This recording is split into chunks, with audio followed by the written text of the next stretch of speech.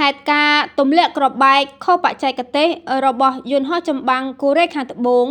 ធ្វើឲ្យរបួសមនុស្សនិងខូចខាតជាច្រើន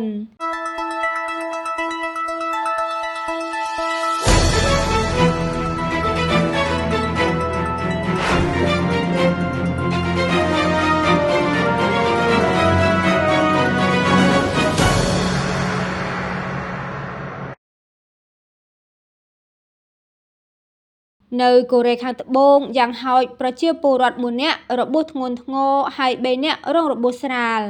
ព្រោះតែគ្រាប់បែកចំនួន8គ្រាប់ធ្លាក់ពីលើអាកាសនៅព្រឹកថ្ងៃប្រហ័សទី6ខែមិនិនានេះក្រសួងការពារជាតិកូរ៉េខាងត្បូងបានទទួលស្គាល់ថាយន្តហោះចម្បាំងរបស់ខ្លួនមួយគ្រឿង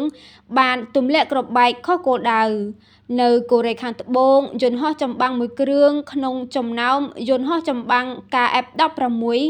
បានទម្លាក់គ្រាប់បែកប្រភេទ MK82 ចំនួន8គ្រាប់ខុសពីគោលដៅដែលបានគ្រោងទុកហេតុការណ៍នេះបានកើតឡើងនៅវេលាម៉ោង10ព្រឹកម៉ោងនៅក្នុងស្រុកហើយបានបណ្ដាលឲ្យគ្រោះថ្នាក់ខូចខាតដល់លំនៅឋានហើយធ្វើឲ្យប្រជាជនស៊ីវិលមួយចំនួនរងរបួសនេះបើតាមសេចក្តីថ្លែងការណ៍របស់កងទ័ពជើងអាកាសកូរ៉េខាងត្បូងដោយបានសន្យាបើកការស៊ើបអង្កេតចំពោះករណីគ្រោះថ្នាក់បណ្ដាញសារព័ត៌មានក្នុងស្រុកកូរ៉េខាងត្បូងបានជួបសម្ភាសប្រជាជនមួយចំនួននៅកន្លែងកើតហេតុអ្នកភូមិម្នាក់ឈ្មោះលោកផាកដែលសូមប្រាប់ត្រឹមតែឈ្មោះត្រកូលដែលរៀបរាប់ថាលោកឮសំឡេងផ្ទុះដូចជាសំឡេងផ្គរលាន់យ៉ាងខ្លាំងហើយញ័ររញ្ជួយដល់ផ្ទះលោកដែលនៅក្បែរនឹងកន្លែងផ្ទុះដែរពេលលោកចេញពីផ្ទះទៅមើលក៏ស្រាប់តែឃើញសភាពវឹកវរគួរឲ្យរន្ធត់កូនសិស្សសាលាម្នាក់ទៀតថ្លែងថាក្រោយពីឮសំឡេងផ្ទុះអគារលំនៅឋានរលំបាក់បែក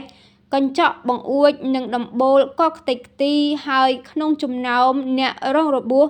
ក៏មានគ្រូបង្រៀនម្នាក់ដែលត្រូវដឹកទៅសង្គ្រោះបន្ទាន់នៅមន្ទីរពេទ្យ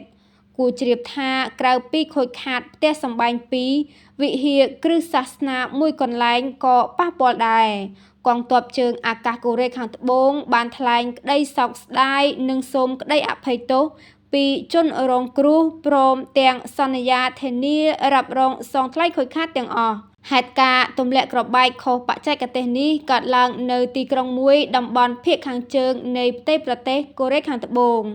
និងមិនឆ្ងាយប៉ុន្មានពីព្រំដែនកូរ៉េខាងជើងពោលគឺចម្ងាយតែ25គីឡូម៉ែត្រតែប៉ុណ្ណោះពីព្រំប្រទល់ដែនបើតាមការបញ្ជាក់របស់កងទ័ពជើងអាកាសកូរ៉េខាងត្បូងយន្តហោះចម្បាំងបានចូលរួមសម្ពយុទ្ធបាញ់គ្រាប់ពិតដែលរៀបចំរួមគ្នាដោយយោធាជើងអាកាសនិងកងទ័ពជើងគោកសម្ពយុទ្ធបាញ់គ្រាប់ពិតនៅពេលនេះក៏ស្ថិតក្នុងក្របខ័ណ្ឌសម្ពយុទ្ធប្រចាំឆ្នាំរវាងកូរ៉េខាងត្បូងនិងសហរដ្ឋអាមេរិកដែលគេប្រសិទ្ធនាមឈ្មោះថាខែលការពារសេរីភាពជាសម្ព័ន្ធមិត្តដ៏ចម្បងរបស់រដ្ឋាភិបាលក្រុងសេអ៊ូលសហរដ្ឋអាមេរិកបានដាក់មូលដ្ឋានយោធានិងកងទ័ពអាមេរិកចំនួន 28,500 នាក់ហើយរៀបចំធ្វើសម្ពយុទ្ធយោធារួមគ្នាជារឿយៗ